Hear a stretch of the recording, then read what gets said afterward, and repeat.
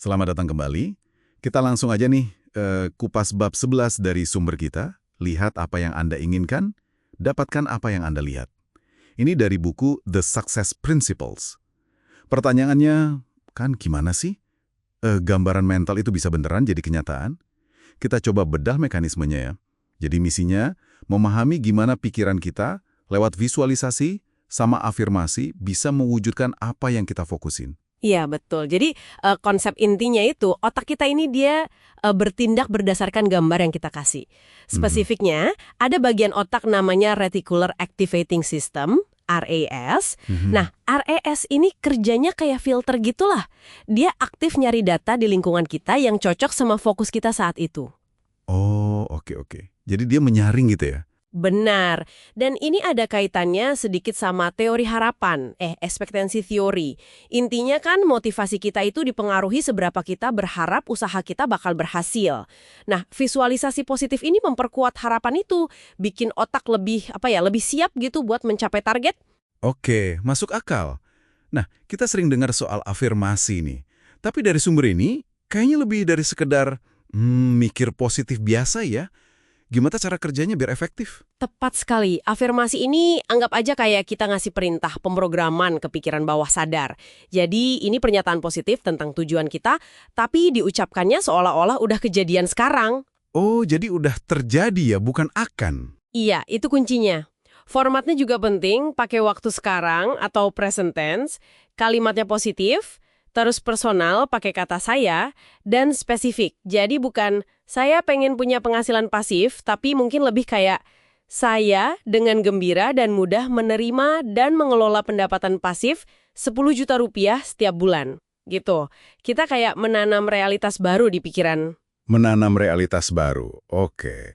Selain kata-kata, sumber ini juga nekenin banget soal kekuatan gambar. Nah, visualisasi ini gimana melengkapi afirmasi tadi? Nah, pikiran bawah sadar kita itu kan bahasanya gambar, jadi visualisasi itu ngasih otak kita semacam cetak biru yang jelas, yang menarik untuk diwujudkan. Teknik yang ditekankan di sini tuh ngelihatnya seolah-olah kita ngalamin langsung dari dalam diri kita. Sudut pandang orang pertama, bukan nonton diri sendiri di film gitu. Oh, oke. Jadi dari mata kita sendiri ya? Iya, bikin gambarnya sejelas mungkin, seterang mungkin. Nah, ini yang penting banget. Tambahin emosi. Rasain benar-benar senengnya, semangatnya, rasa syukurnya, seakan-akan itu udah jadi punya kita.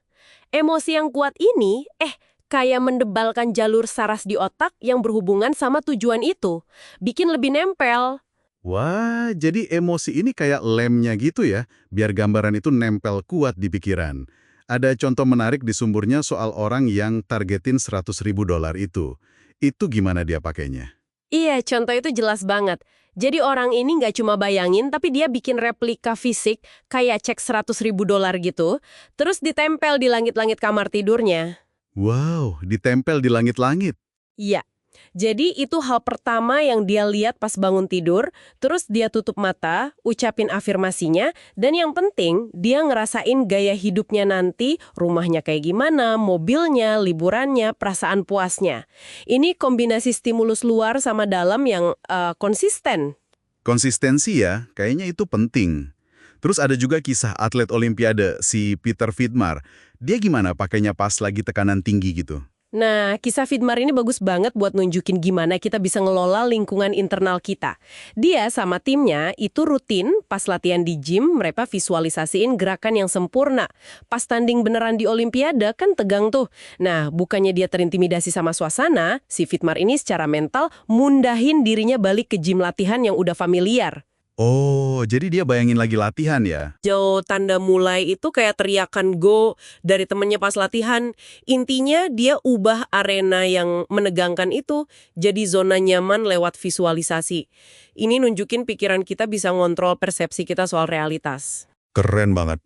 Ini nunjukin kita bisa banget ngontrol respons internal kita ya, nggak peduli situasi luarnya gimana. Selain visualisasi murni di kepala, ada alat bantu fisik lain nggak yang disaranin sumber, biar lebih nyata gitu? Ada, tentu. Sumbernya nyebutin soal pakai foto atau gambar fisik. Misalnya pengen mobil baru, ya udah foto diri kita lagi di dalam mobil itu. Pengen ke Paris, tempel foto kita di depan gambar Menara Eiffel. Terus ada juga papan visi atau vision board kayak yang dipakai John Assaraf di contoh buku itu. Semacam kolase gambar semua yang kita pengenin, rumah, karir, apa aja, terus dilihat tiap hari. Tujuannya sama aja sih, nanemin gambaran itu terus-menerus kepikiran bawah sadar. Oke, oke.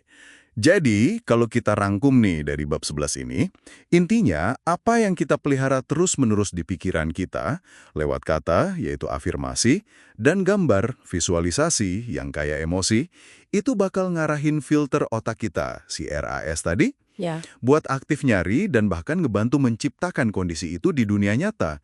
Jadi kayak kita memahat realitas kita dari dalam keluar gitu ya. Persis. Dan ini penting nih.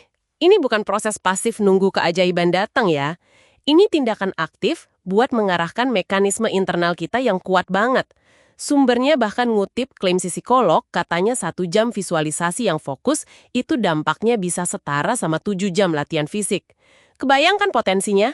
Wow, 1 jam banding 7 jam. Iya. Jadi saran praktisnya yaitu luangkan waktu, mungkin 10-15 menit aja setiap hari, buat bener-bener merasakan hidup dalam realitas tujuan yang udah tercapai itu. Lengkap sama perasaannya. Pengingat yang kuat ya soal kekuatan fokus internal kita.